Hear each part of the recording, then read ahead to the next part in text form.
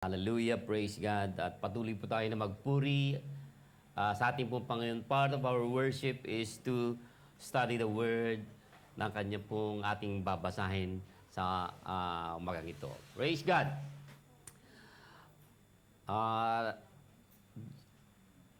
Sa ating pong mundong kinaroroonan o kinagagalawan in the world that we live, there's always disasters, di ba? Sa Pilipinas, kailan lang po, mga bagyo. Alam nyo man, ang bansa natin, lagi pong binibisita ng bagyo.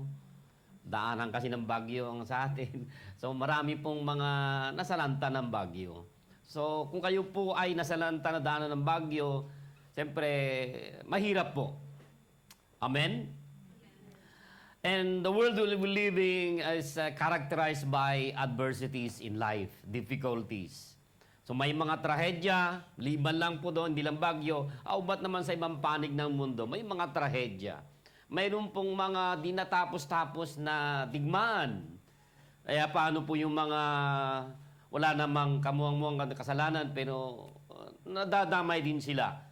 So, maaaring disaster sa kanilang buhay, magkakaroon silang mga trauma, habang bata pa lang, may mga digmaan, naiipit sila, yung mga magulang nila ay pumanaw at yung mga iba fatherless and motherless. So, yung mga bata lumalaki na mayroon pong kapahitan sa buhay. So, there is a misery. Meron pong paghihirap, kahirapan. At siyempre, kapag mayroon pong mga digmaan na dinatapos-tapos, siyempre marami pong namamatay na hindi naasahan. So, but what happens when our view of difficulties or adversities becomes nasa atin naman po, personal, na magiging personal po sa atin. Yun, nababalitaan natin, nakikita natin, di ba? May dinaanan ng bagyo, mayroon pong tawag doon, baha, dinaanan ng tubig, na-wash out yung bahay. Paano kapag tayo naman po ay mismo personal na tayo po ay nakaranas sa ganoong pagkakataon? Kahirapan. Mahirap po mga kapatid. Ngayon po, how does the Lord wants us to respond when we are in that situation and come to face with such a difficulties or hardship in life, adversities. And what is He trying to teach us through difficulties, kahirapan sa ating pong kinarunang? Dahil in this world, sa buhay na ito, sa mundong ito, hindi nawawala ang problema. Amen? Lahat po tayo may problema? May kanya-kanya po tayong mga problemang pinagdadaanan. Gaano man kabigat po yan, mga kapatid, alam ng Panginoon kung anong problemang mayroon po tayo. Adversities in life ay hindi natin may kakaila. Mayroon at mayroon man, every day of our lives. Adversity is a condition of suffering, hardship, and involving anguish. Yung minsan ay magkakaroon ka, bakit nangyari? Magkaroon tayo ng katanungan, bakit? Na hindi matapos, minsan hindi natin nasasagot. May pressures sa buhay. Okay? Pagsubok. At siyempre, kapag mayroong pagsubok at parang hindi natin makakayanan o nagkakaroon po tayo ng heartbreak, heartache, and frustration sa buhay. Disappointments, lahat na po. It may be a physical man ito or emotional in nature, or panandalian man lang ito, or mahaba man ito yung duration niya, but it always causes pain on the part of us. Sa nakaraang pag-uusap po natin, okay, nakalaya po tayo dahil mayroon pong Panginoon Diyos na nagbibigay ng paghihilom sa ating pong mga hurt sa buhay. Amen? But what happen kung itong mga disasters is natural disaster? Okay? Ano po ang disaster na inyong pinagdadaanan? Although none of us ay ayaw iniiwasan natin yung hurt or trouble. But if it comes, mayroon po naman tayong salita ng Diyos para ma-overcome natin yung pong mga adversities in life. We can waste our sorrows or grow in our relationship with the Lord through adversities. Nasa sa atin po kung ano po yung decision po natin. Kung anong pananaw natin sa adversities in life, suffering, difficulties, or hardships in life, nasa sa atin po mga kapatid. Kaya sa pag-aaral natin sa umagang ito, ang pamagat na ating po pag-aaral, adversity in life. Okay. Disasters in life. Or maybe I can, another tawag doon na pamagat is disaster in life. Okay. Ano po ang yung mga disasters na enkwentro ngayon, nararanasan? Okay. Bago po lahat mga kapatid, pumingin po sa ating buhay, tingnan po natin yung ano po yung naranasan na Apostol Pablo. Example po na lamang po mga kapatid. At titingnan natin yung ating sarili kung mayroon po tayo doon.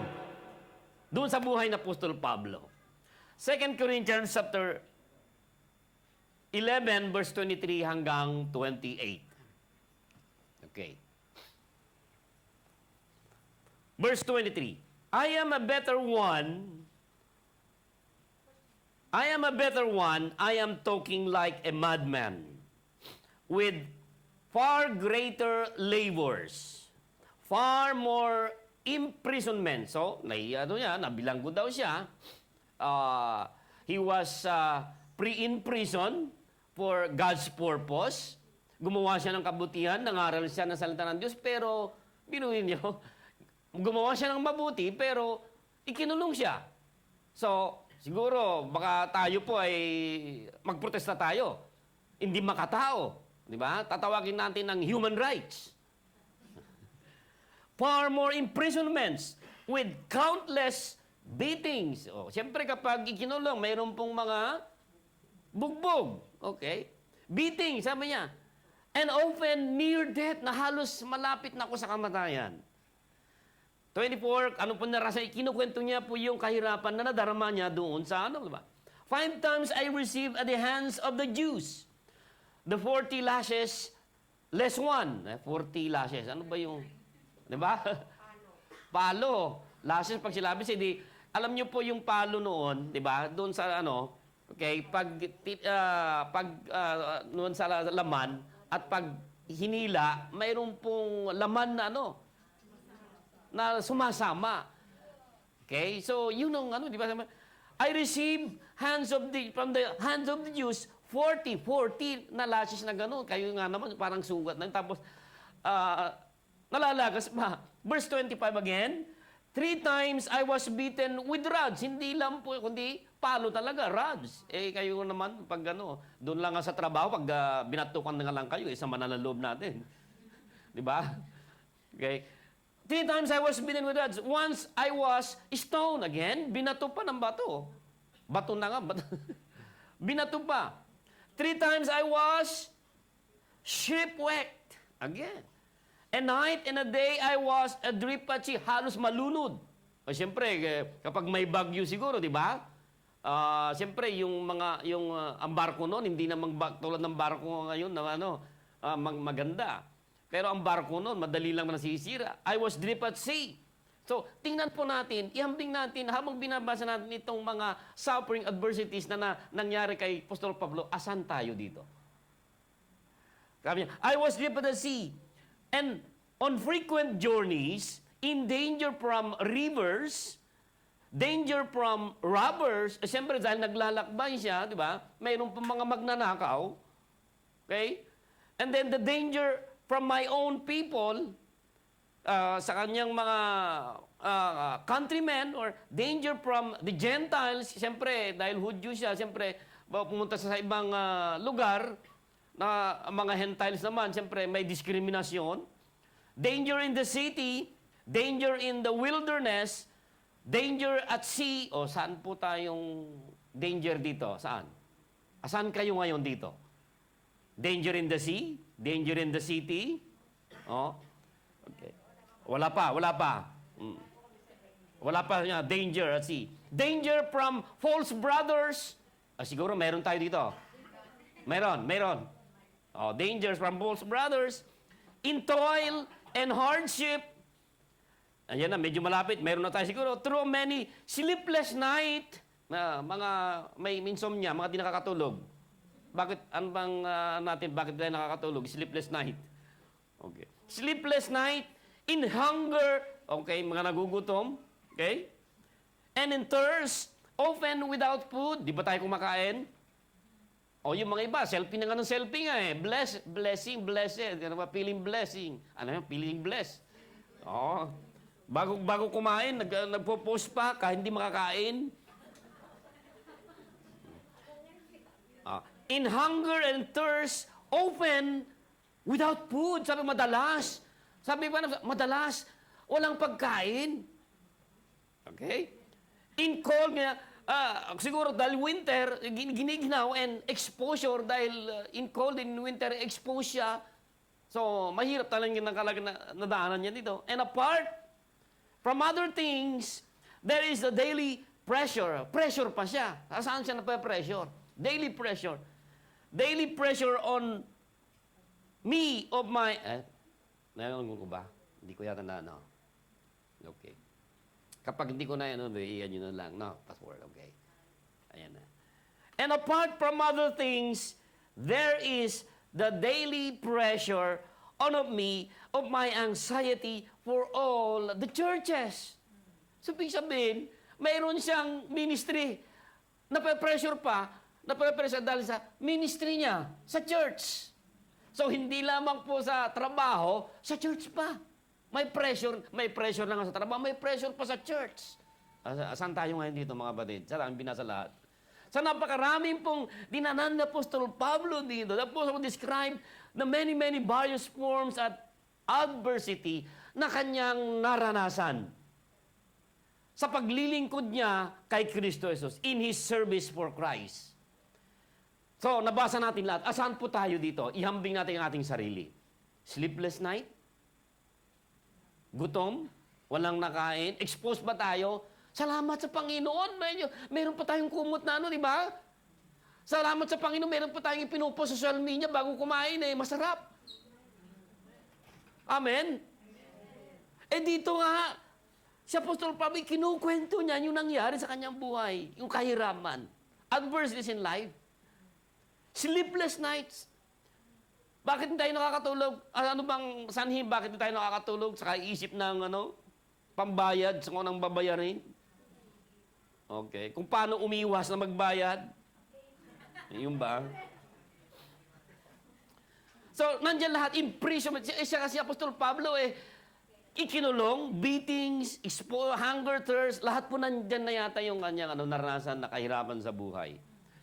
And why would the Lord allow na nangyari naganap yung pong mga kahirapan na ito? At dito po mga kapatid, sinulat na Apostol Pablo na tayo ngayon ni-encourage. At siya pa yung may makukuha mag-encourage yung mga nasa labas na magpasalamat tayo.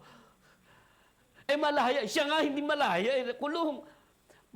So, and then he introduced the Roman world kung saan siya din ng Panginoon, introduce Jesus Christ is the answer to all everything. So what a powerful testimony na sinusulat na Apostol Pablo ngayon, ito'y pinapag-aralan natin.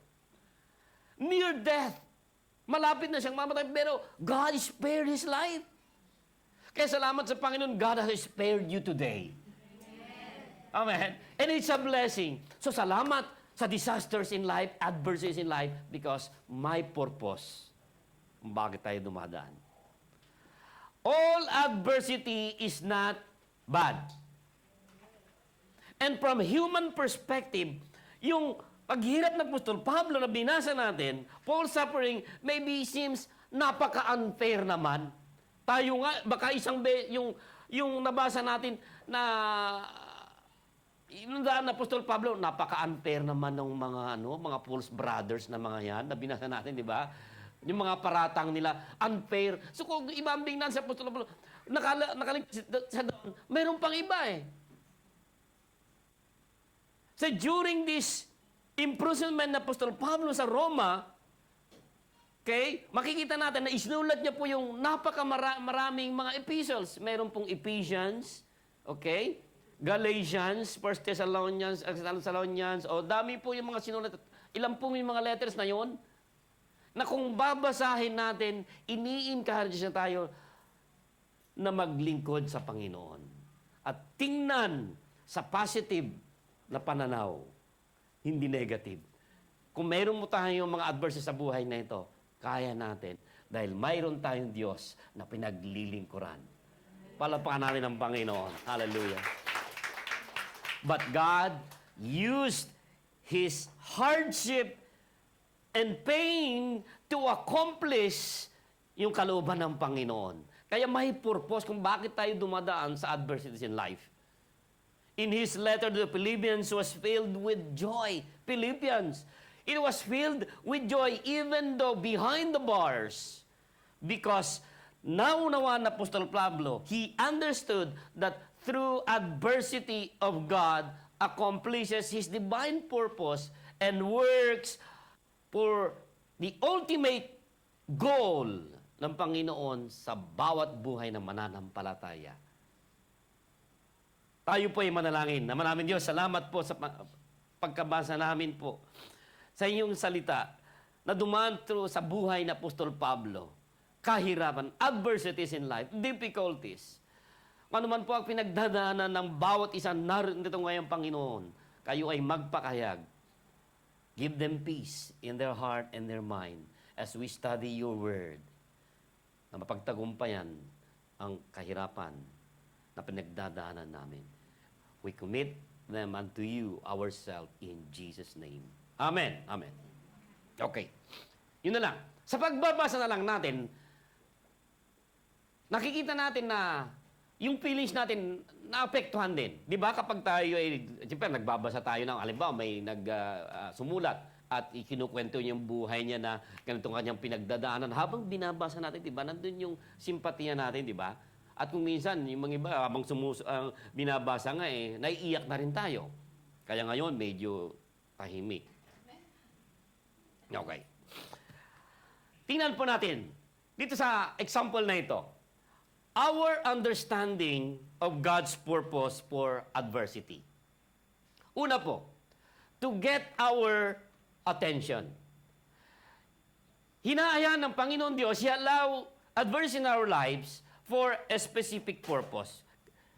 At dito, makikita natin na gusto ng Panginoon to get our attention. Baka nakakalimutan natin, nakakaligtan natin ang Diyos. Because when life is running smoothly, it is easy to ignore the Lord. But in adversity, He suddenly has our undivided attention. Kaya ginagamit ng Panginoon ang kahirapan para, lumilis ka na. Kaya kinakalabit po tayo. Pangalawa po mga kapatid, okay? To conquer our pride. Alam niyo mga kapatid, kapag maganda pong nangyari, if you are doing well, we might be tempted to look down on those who are struggling, but adversity humbles us. The Apostle Paul was given na mayroong pribilehiyo dahil matalino siya Mayaman din siya. Mayaman, di niyo ba alam na sa Apostol Pablo, dati siya yung persecutor ng mga Kristiyano Bago siya tinawag ng Panginoon. Yung mga nagba-Bible study, yung mga nagba-Bible study sa bahay, anong ginagawa niya? Pumupunta sa gobyerno, pumupunta sa mga na may katungkulan ng gobyerno at ayun, mayroon po nagba-Bible study doon. Okay? Mayroon pong Zoom ang nilang ginagamit. So kumukuha siya ng letter para hindi matuloy. So yun ang number one persecutor kaya. Pero nung nakilala niya ang Panginoon. Okay. So the Apostle Paul was given a privilege, but along with that came Ngayon po mga kapatid, tawag doon, kanyang sakit na hindi niya, dinadalangin niya sa Panginoon. Lord, pwedeng alisin po itong sakit na ito. At tinatawag niya ito ay thorn in the flesh. Sa Tagalog, thorn, tinik. Tinik sa laman. Ano kaya yung tinik na yon? Diba? Sino ba yung mga matitinik na yan? Diba? Okay, diba? Tinik sa laman. Sabi niya, to keep him from exalting himself para, okay, para hindi siya magyabang. Hindi may taas yung kanyang sarili. That's why God allows adversity of life to humble us in humbling pain because He knows that pride prevents us from being used by God. Kaya kung minsan, baka nakakalimutan, tingin natin sa ating sarili, mas magaling na tayo kaysa iba. O mas magaling pa tayo kaysa Panginoon. Pangatlo, mga kapatid, to remind us of our weaknesses. A sense of personal strength and adequacy keep us self-sufficient. Kasi kapag sapat tayo, di ba, minsan, ay, malakas ako. But di nyo alam, mga kapatid, itong katawan natin, bibigay at bibigay din. But the Lord knows how to weaken us with affliction. So, para bumalik tayo, so can turn to Him for direction at humingi po ng kalakasan na naman. Hindi lang physical, sometimes gagamitin ng Panginoon yung emotional hurts and pains to get our attention para bumalik sa Kanya at gagamitin niya yung kahinaan ng ating pangangatawan and emotions. To increase our hatred of sin, adversity in life that comes with disobedience, it reminds us the awful impact of sin, yung impacto ng kasalanan. Impacto na nga eh. Impacto, kaya pag, diba, yung kasalanan, okay, doble yun. And God sometimes discipline us with difficulties or adversities in life, so we learn to hate sin para kamuhian natin ang kasalanan. And to practice righteousness because our God is a holy God. Ito po ang mga purpose ng Panginoon sa buhay na para maunawaan po natin. To demonstrate His faithfulness. The suffering that comes with disobedience, it reminds us po mga kapatid, na ang Panginoon Diyos ay mas makapangyarihan, mas matalino kaysa atin. Para i-demonstrate niya yung katapatan niya sa atin. Only in our greatest need, we will understand na dumedepende tayo sa Kanya. Pain and hardship drive us to seek ang Panginoon Diyos para humingi ng tulong. Kaya ang nais ng Panginoon is dumedepende tayo sa Kanya. And in the midst of our suffering or difficulties o hardships man na mayroon tayo mga kapatid, disasters in life, we will discover na tapat ang Panginoon. Hindi nagpapabaya. God is faithful. He will never leave us nor forsake us. To equip us and to comfort others. Ito po ang purpose ng Panginoon Diyos.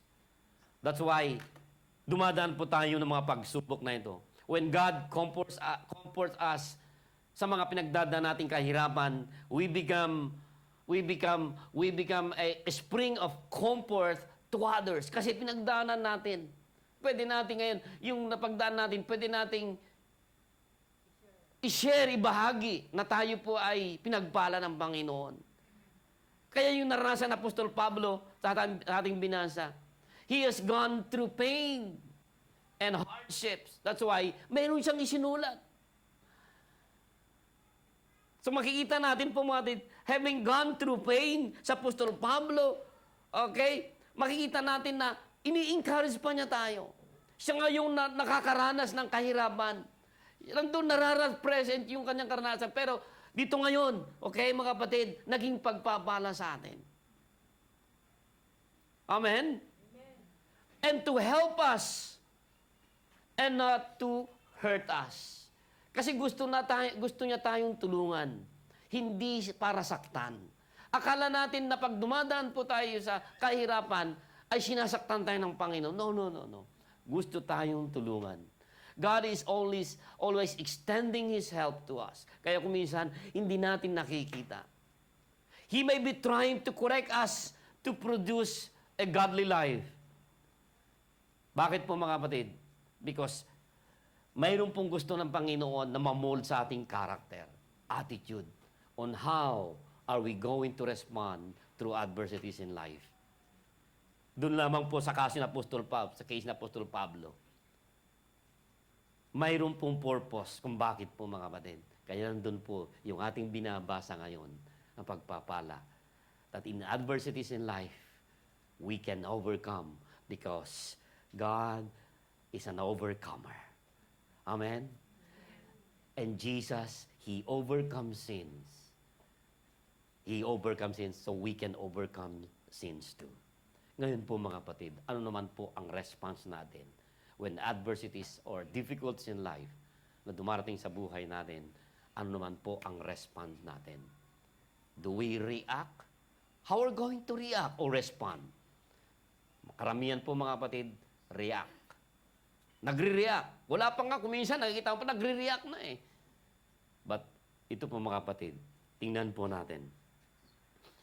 Our response to adversity is, ganito po mga kapatid, to grow spiritually from the trials na pinagdadaanan natin sa ating buhay, we must respond kung ano po ang desire ng Panginoon. Because God has promised us to teach us in the way we should go. Psalms 32 verse 8, I will instruct you, sabi po dyan, and teach you in the way you should go. I will counsel you. I will advise you or advise you. Okay? And watch. Note po mga kapatid, watch. Babantayan ko kayo. Babantayan kita. Okay? Sulat na po ni Haring David dito, okay? But ito po ay poetry na isinulat ni Haring Solomon, Haring David, na nanggaling sa Diyos. He was inspired that God is instructing him in the way he should go and watch over him. Sa paglago natin po mga kapatid, na kapag tayo dumadaan dahil may purpose po ang Panginoon, na ganito po tayo dapat mag-respond. Una po mga kapatid is, see it as a coming from God. Our first response po mga kapatid should be to read in line with God's Word. That's why mahalaga po yung salita ng Diyos na napapakinggan natin. Hindi lang napapakinggan, kundi nababasa natin. Huwag lang tayong dumedepende yung napakinggan natin, kundi dumedepende rin tayo sa ating babasahin salita ng Diyos. Kulang po yung pakikinig natin. Alam mga kapatid, yung pakikinig, okay, saan pa nagagaling pananampalataya? Sa pakikinig at pakikinig ng salita ng Diyos. Okay. Pwede nating baguhin. Pwede naman nating baguhin kundi dagdagan. Okay, sa pagbabasa at pagbabasa ng salita ng Diyos. God's Word, in order to view our situation from any perspective, kung naman po ang adversity of difficulties na mayroon po tayo. And according sa Romans chapter 8 verse 28, ano po yung ating binabanggit ito? God causes all things to work together for good. Kaya sa lahat anuman na nangyayari sa buhay po natin, layunin ng Panginoon. That's why you're going to see it na parang nanggagaling sa Diyos. And those who are called according to His purpose. So may purpose ang Panginoon. If He allowed suffering, He has something good na mayroon pong ma-achieve sa buhay po natin. Kung bakit po tayo dumadaan sa kahirapan na ito. Pangalawa po mga kapatid, ask the Lord to reveal His goal. Hingin natin sa Diyos kung ano po yung layunin ng Panginoon para i-reveal niya sa atin. Kasi mayroon pong purpose nga nais ng Panginoon maganap sa buhay po natin. And the painful situation in our lives ay hindi lamang po random na nangyari, kundi mayroon pong learning opportunities. It's not the negative na makikita natin po mga kapatid, kundi ano po yung pag-aralan natin. Learning. That's why wisdom again. Kapag tayo dumadaan sa kahirapan po mga kapatid, ano po ang matutunan ko? Ano po ang matutunan natin? So magre-respond po tayo. Ask the Lord to reveal. And if we glean or we lean as much as we can from our suffering, kasi kapag tayo tumitingin sa ating, pananaw, hindi magkakamali po tayo. Kaya hingin natin sa Diyos palagi. Tayo po ay manalangin always. That's why, nandun po mga kapatid, Word of God, pray, kakibat po mga kapatid. At siyempre, ito po mga kapatid, tayo po ay mag-surrender sa kalooban ng Panginoon. And if we do not fully understand, kapag hindi natin kayang unawain kung ano po ang nangyayari, dahil nasa kahirapan po tayo, the right response is to yield ourselves to whatever the Lord is doing. Kung ano man po ang ginagawa. Kasi ang buhay na ito, ang buhay natin, isinuko natin sa Diyos. And He is the maker of our life. Siya naman po yung nagmumul sa atin. Siya naman po yung mayak ng buhay natin. Alam niya yung nagaganap. Knowing that He only works for the best. Alam niya yung kanyang gagawin. Kasi siya po yung mayak ng buhay po natin. Surrender sa kalooban ng kaya nagpapasakop tayo sa kalooban ng Diyos. Na hindi yung kalooban po natin. Kapag hindi tayo natin sinusenter yung kalooban natin, nakikipaglaban tayo, ay mayroon kang sariling di ba? May kang sariling will eh. Kaya kung minsan, anong nangyayari? Nagre-rebelde tayo. Masakit man kung dumadaan tayo sa kahirapan na yon, mayroon kang sariling gusto mong gawin. Gusto mong pamaraan. Hindi para mamaraan ng Diyos. Pamamaraan mo. Kaya kung minsan, napapariwara po tayo. Rest by trusting in His faithfulness. Sa kanyang katapatan. The Lord always does. Ginagawa niya po mga kapatid, what He has promised and is trustworthy in every situation in our life. Mapagkakatiwalaan po ang ating Panginoon Diyos. In every pain of our lives, just trust and rest in His faithfulness. At dadalhin niya po tayo doon sa estado na kung saan makakamtan natin ng pagpapala at ma-overcome natin ang kahirapan na ito. Pains, difficulties, or hardship man na ito, mga kapatid. Disaster man na ito, mga kapatid. Bibigyan niya tayo ng unexplainable joy. Amen? Ang mga katotohanan na pinag-aaralan po natin, mga kapatid, it will affirm that God's goal, ang goal ng Panginoon for our adversities or difficulties in our life is for our spiritual growth. Yung paglago natin. Adversities, ang kahirapan po mga kapatid, is the Lord's most effective way of deepening para lumalim ang ating pananampalataya and our commitment to Him. 1 Peter chapter 1, verse 6 and 7. In this, you greatly rejoice. Again, sa Apostol Pedro. Okay? Sinagsasabi dito, in this, you greatly rejoice. Why? Though now, for a little while, you may have had to suffer grief in all kinds of trials. Again, sinabi na naman, to suffer grief in all kinds of, sabi niya, lahat. Okay? Sa binasa natin na buhay na Apostol Pablo, okay, halos karamihan nandun. Okay, ihambing natin yung ating sarili sa pinagdaanan nila. May namang isa doon, dalawa.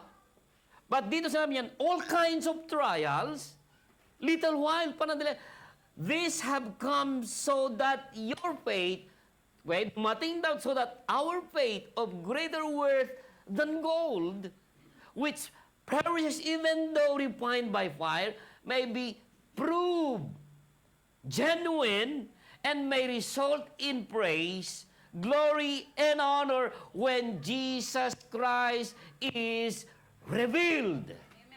Amen? Nakakita kayo ng gold? Meron kayong gold dyan? Okay. Ano yung kumikinang? Di ba? Polish gold na yan eh. Polish gold na yan eh. Alam niyo mabig yung gold na yan, nung hindi pa na-refine, parang hindi niyo hindi niyo tawag doon, makikilatis na, gold ito. Hindi niyo makikita. Si Brother Danny, yung ating pamangkin, nagtrabaho sa gold refinement. Okay. Pinakita niya yung tunay na gold. Aba, hindi mo parang ugat lang ng kulay ugat, kulay ng ugat ng puno. Hindi mo nga parang ito ba gold? Pero sabi, dadaan daw sa apoy. Ilang degree yung apoy? 1,000. So, 1,000 degrees. Okay, saan natin? Sabihin natin. Kasi, tutunawin eh. Sasalain. Yung mga dumi, masusunog. Ang maiiwan, kaya nga dito sinasabi ng Apostol Pablo, nare-refine by fire. Nakuha mo natin. So this is again, nare-refine yung ating pananampalataya. Kaya kung minsan dumadaan tayo, this is the refiner's fire. Refiner's fire. My heart's one desire is to be holy. Yun na, holy. Palampanan natin ang Panginoon.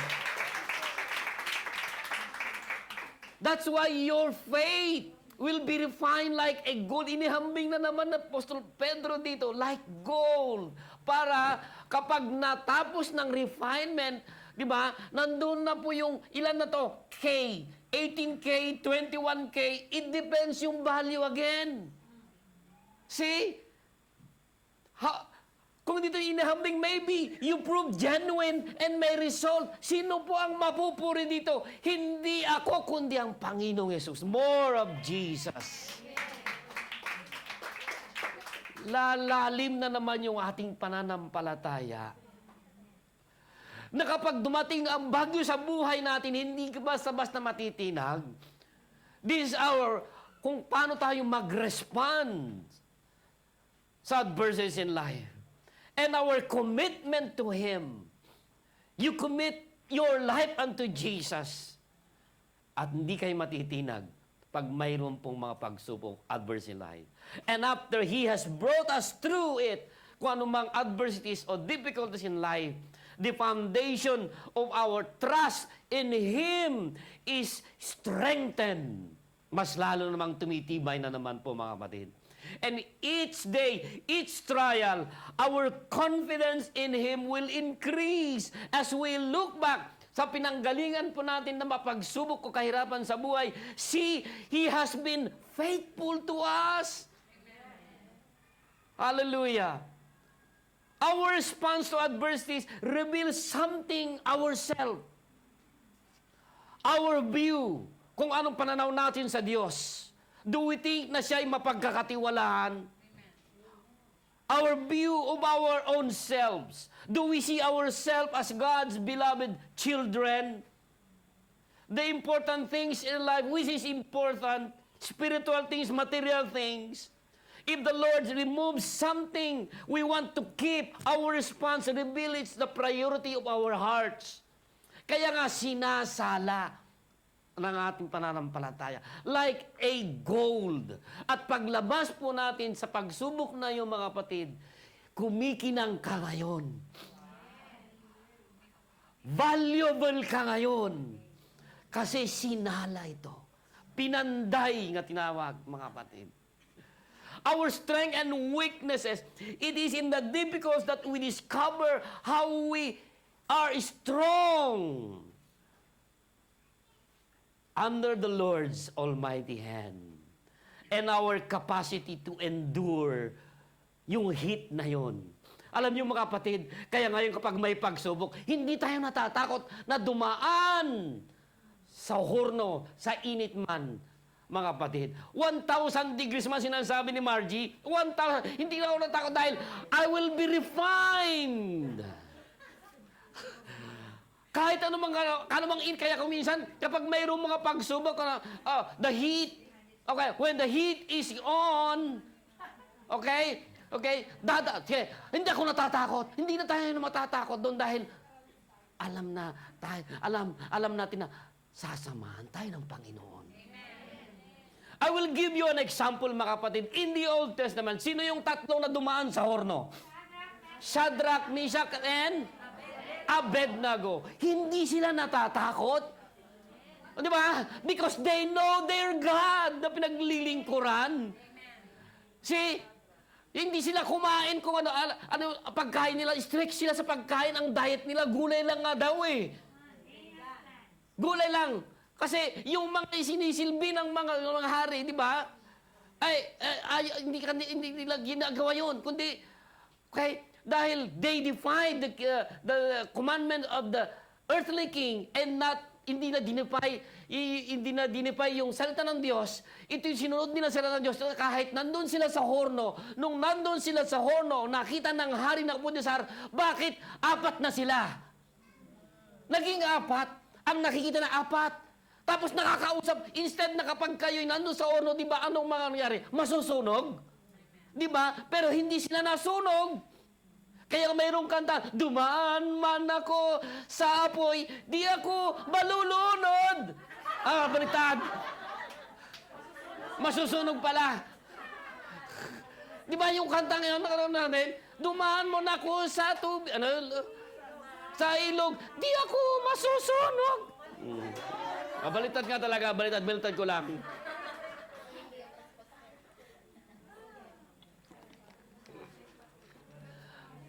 See, paano natin mga kapatid? Paano tayo mag-respond and not react? Problema na naman ito! Ito, reactor. Di ba, kung minsan marunong tayo mag-react. Kaya maraming mga aktor, actress. Inire-react. Our faith in God, how much do we trust in the Lord and believe that He uses adversity for our own good. Balik po tayo sa Romans 8:28 again. Who love God dahil nagmamahal tayo sa Diyos. Ito pang purpose na. Our spiritual growth po mga kapatid is determined by the way we view adversity. Whether we either see it as an absolute obstacle o obstacle man ito in our lives or as an opportunity to grow in our relationship with God. In every trial, His goal, ang goal ng ating Panginoon Diyos, that we may increase in our knowledge about Him and understanding of His ways and trust in His faithfulness. Ang sabi ni Apostol Pablo, that we may grow in the knowledge of the Lord Jesus Christ. Like any good father, God wants to see His children na tayo ay magsipaglago. Ito yung primary way of growing our faith is through difficulties or our adversities. Alam niyo mga kapatid, yung hindi lumaki sa hirap kung minsan, di ba? Ano? Jeff Rocks. Naunahan nyo na naman ako. Hindi kasi, kaya kalimitan yung mga, hindi lumaki sa hirap, di ba? Hindi, malamya. Kaya kunting lang, ang init na Pilipinas is very hot. Di ba? It's very hot. No, wala bang aircon? Di ba, kung minsan yung mga galing sa Amerika, kung minsan, di ba, dahil galing sila sa mga ano yun, 4 seasons, di ba? Siyempre, sa Japan, pag umuwi ka ng Pilipinas, tapos, di ba? Naghahanap ng ano kasi nasanay sa sa magandang buhay. Kaya kung paminsan-minsan, makaranas ng kahirapan para ma-appreciate nila ang buhay na maganda. And there is simply no more effective way of deepening our relationship with Him than to trust in God. But we must choose to view adversity as an opportunity rather than an obstacle. Hindi obstacle. Dahil kapag nakikita natin na apoy lang yan, dadaan ako. Oh, amen. Dadaan lang tayo dyan. Magiging 21K ka ngayon. Ano? May K ka?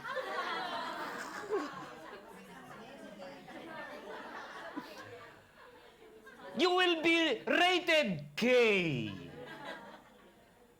When we do that, we will grow in our Christ likeness. Adversity, difficulties, hardship in life is given. Growth is optional. Optional lang ito mga. Kaya mga kapatid, pag nakita ng adversity, nasa sayo kung anong response mo natin. Dahil growth is optional. Tingnan natin na ngayon, sinabi na Apostol Pablo panghuli. Instead, we will speak the truth in love, growing in every way, more and more and more of like Jesus. Palapan natin ang Panginoon. More of Him, less of us, so that we will be shine. Who is the head of His body, the church. Pagpalain kayo ng Panginoon sa umakang ito. Hallelujah. Maraming salamat po, Panginoon. Adversities in life. Hallelujah. Tayo po ay tumayo lahat. Hallelujah. Hallelujah. Purihin ka, Panginoon. Pasalamatan ka, God. In every disasters, difficulties, o hardship na pinagdadaanan namin, mayroon kayong purpose, Panginoon Diyos. Hindi kayo nagpapabaya. Tapat kayo. You are a good, good Father. At nakikita niyo po, Panginoon, the hurts, the pain that we encounter. Though we may encounter all those pain, pinapawi mo, Panginoon. Binibigyan niyo kami ng kapayapaan, peace of mind in our hearts to overcome those struggles in our life. And every burden po, Panginoon, na mayroon man kami, O Diyos, Ama, pagagahanin niyo ito, O Diyos. Tayo po ay manalangin. Naman namin, Diyos, salamat po sa umagang ito. That you gave us peace in the midst of problems and difficulties. Titingnan namin po, Panginoon, ng adversities in our life, in your view, that we can overcome every obstacle. We can lift up with joy, filled with joy. At titingnan namin sa pananaw niyo, O Panginoon Diyos, na kaya namin lahat. Salamat po, Panginoon, at pinagtibay mo ang aming pananampalataya. We will go through adversities in life, but we have a God na totoong sumasama sa amin po, Panginoon. Purihin ka, O Panginoon. Bless you everyone again. In the name of Jesus. Amen, amen, amen. God bless po, mga kapatid.